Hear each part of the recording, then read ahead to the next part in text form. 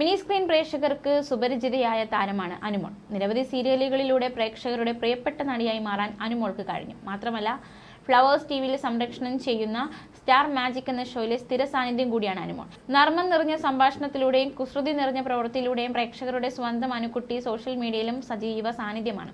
എന്നാൽ ഇപ്പോഴിതാ സീരിയലിൽ രംഗത്ത് നിന്നും തനിക്ക് നേരിടേണ്ടി വന്ന മോശം അനുഭവങ്ങളെക്കുറിച്ച് വെളിപ്പെടുത്തുകയാണ് താരം. ഒരു യൂട്യൂബ് ചാനലിൽ നൽകിയ അഭിമുഖത്തിലാണ് താരം ഇതേക്കുറിച്ച് തുറന്നു പറഞ്ഞത്. നടിയുടെ വാക്കുകൾ ഇങ്ങനെ: പ്രോഗ്രാമിനും സീരിയലിലുമൊക്കെ പലപ്പോഴും ഞാനും അമ്മയും ബസ്സിലാണ് പോയിരുന്നത്. ലൊക്കേഷനിൽ നിന്ന് വണ്ടിയിൽ കയറ്റും, പക്ഷെ എന്തെങ്കിലും പറഞ്ഞ് പാതി വഴിയിൽ ഇറക്കി വിടും. ഞങ്ങൾക്ക് വെള്ളം പോലും ചില ലൊക്കേഷനിൽ നിന്ന് തരാറില്ല. 11-12 മണിവരെ ലൊക്കേഷനിൽ പിടിച്ചിരുത്തും. പോകണമെന്ന് പറഞ്ഞാലും പറഞ്ഞു വിടില്ല. സീനിയർ ആർട്ടിസ്റ്റിനോട് അങ്ങനെയൊന്നും കാണിക്കില്ല. ഇനി ഷൂട്ടിന് വിളിക്കാതിരുന്നാലോ എന്ന് കരുതി പ്രതികരിക്കില്ല. പെട്ടെന്നൊരു സൂചനയും തരാതെ കഥാപാത്രത്തെ ഒഴിവാക്കും.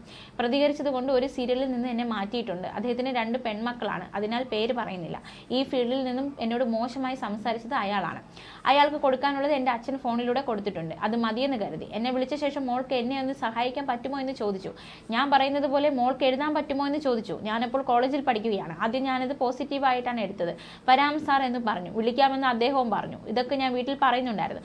പിന്നെ വിളിച്ചിട്ട് ദേഷ്യപ്പെട്ടു. അനു, എന്താണ് ഞാൻ വിളിച്ചിട്ട് വരാത്തത്? ഞാൻ ഉപദ്രവിക്കാൻ വേണ്ടിയിട്ടാണ് വിളിക്കുന്നതെന്നാണ് വിചാരിച്ചിരിക്കുന്നത് എന്ന് ചോദിച്ചു. വരാൻ പറ്റില്ലെന്ന് ഞാൻ പറഞ്ഞു. അതോടെ ആ സീരിയലിൽ നിന്നും എന്നെ കട്ട് ചെയ്തു. എനിക്ക് വിഷമം തോന്നിയില്ല. ഇയാൾ വേറൊരു ചാനലിൽ ജോലി ചെയ്തിരുന്നു.